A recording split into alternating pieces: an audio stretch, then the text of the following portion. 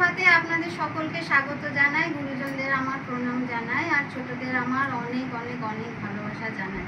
আজকে একদম বিগিনার্সদের জন্য স্কেল সম্বন্ধে কিছু কথা বলতে এসেছি, যেটা খুবই ভাইটাল ফর সিঙ্গিং ক্লাস, মানে গানের ইন্ডিয়ান ক্লাসিক্যাল মিউজিকের জন্য একদম বেসিক থেকে সুরের সুপ্রভাতে কিন্তু প্রত্যেকটা এপিসোডেই শেখানো হচ্ছে। যারা যারা এখনও সুরের সুপ্রভাত চ্যানেলটাকে সাবস্ক্রাইব করোনি, ইমিডিয়েট সাবস্ক্রাইব করে নাও। যারা গানকে ভালোবাসো, গান শিখতে চাও, সাধনা বলে মনে করো, তারা কিন্তু অনেক কিছু শিখতে পারবে, জানতে পারবে।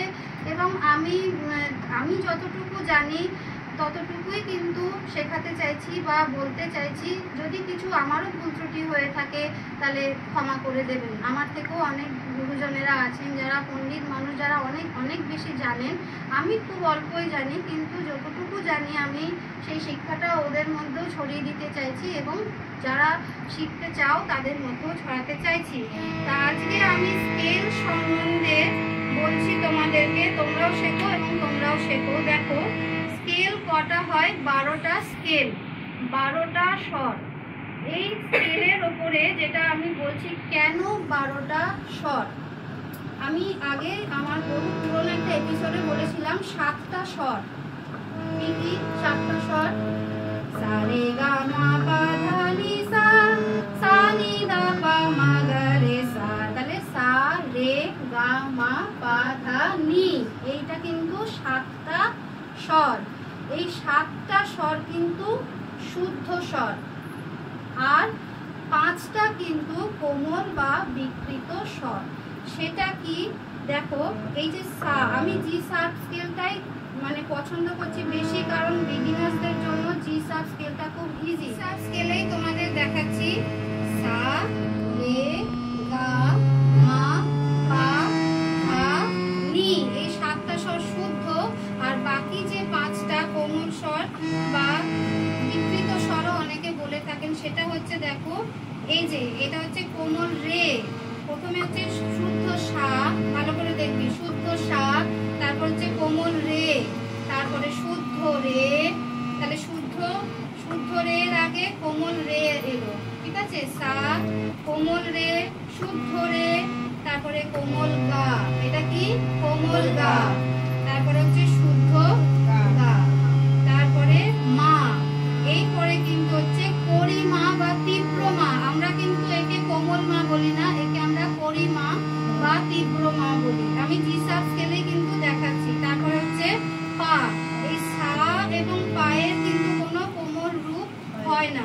এই পায়ের পরে দেখো, এটা হচ্ছে কোমল ধা, এটা হচ্ছে কোমল ধা। তাহলে কোমল রে দেখালাম, কোমল গা দেখালাম, করিমা বা তীব্র মা দেখালাম, এবার হচ্ছে কোমল ধা, আর 5 নম্বর হচ্ছে কোমল নি।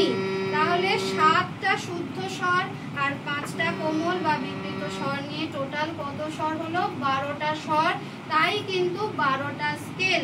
এইবার আমি স্কেল সম্পর্কে তোমাদেরকে দেখাচ্ছি। দেখো, এটা হচ্ছে সি, এই স্কেলটা হচ্ছে সি, সি সি সার, ঠিক আছে? এটা হচ্ছে সি, এটা হচ্ছে সি স্কেল, সি সি সার। ভালো করে লক্ষ্য করো, সি সি সার, ঠিক আছে? তারপরে হচ্ছে ডি, ডি, ডি এর পরে হচ্ছে ডি সার। তারপরে আসছে ই, ই এর পরে হচ্ছে এফ, ঠিক আছে? ই এর কিন্তু কোনো সার হয় না। তারপরে দেখো এফ, আমি এফটা দেখাচ্ছি, এফ এর পরে হচ্ছে এফ সার, ঠিক আছে? এফ সার্পের পরেই চলে আসলো জি, জি এর পরে হচ্ছে জি সার্প, যেটাতে তোমরা সবসময় প্র্যাকটিস করছো, জি সার্প। জি সার্পের পরে আসছে কি? এ, ঠিক আছে? এ এর পরে হচ্ছে এ সার্প বা বি ফ্ল্যাট, ঠিক আছে? বেশিরভাগ মেয়েরা কিন্তু এই জি সার্প আর বি ফ্ল্যাটের মধ্যে বা এ সার্পের মধ্যে কিন্তু তারা গান গেয়ে থাকেন, ঠিক আছে? এটা হচ্ছে একদম বি স্কেল। হ্যাঁ, বি এর পরেই চলে আসলো সি।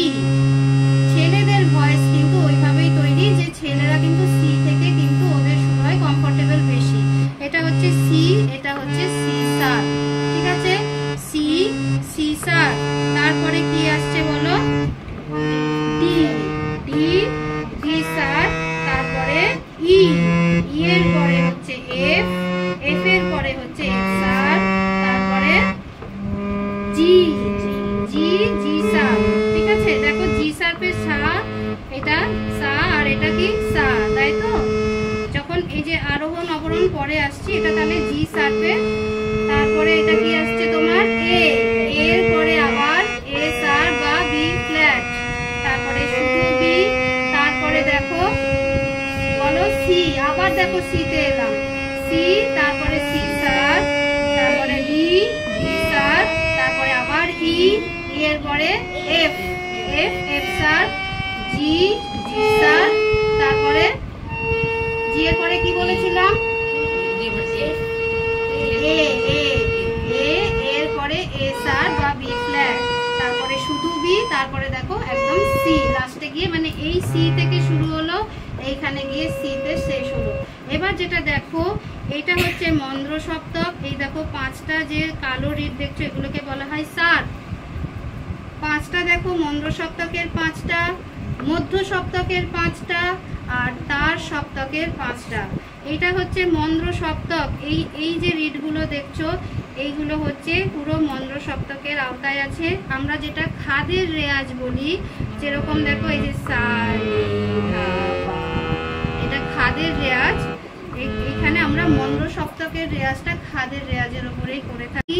আর আমরা ন্যাচারালি যেটা রেয়াজ করি সেটা হচ্ছে এই মধ্য সপ্তক, এই জায়গাটা হচ্ছে মধ্য সপ্তক। আমরা জি শার্পের এই যে সা থেকে এই সা পর্যন্ত আমাদের ম্যাক্সিমাম গান কিন্তু বা রাগ বা সারগাম বা অলংকার সবই এই সা থেকে, এই সা মানে হচ্ছে জি শার্পের সা থেকে সা পর্যন্ত করি। আর এখান থেকে তার সপ্তকে শুরু হলো, এটা হচ্ছে তার সপ্তক, বোঝা গেল? এখানটা হচ্ছে তার Saptak, lower octave, middle octave, higher octave বা হায়ার। ক্লিয়ার হয়েছে? তাহলে 12টা স্কেল কিন্তু আজকে তোমাদের শেখালাম। আর তোমরাও যারা সাবস্ক্রাইবার আছো বা এখনো সাবস্ক্রাইব করোনি, তারা সুরের সুপ্রভাতটাকে সাবস্ক্রাইব করো। স্কেল সম্বন্ধে আজকে কিছুটা বললাম, আরও ভবিষ্যতে বলার ইচ্ছা থাকলো। আজকে এটুকুই থাকুক, বাড়িতেও অভ্যাস করো।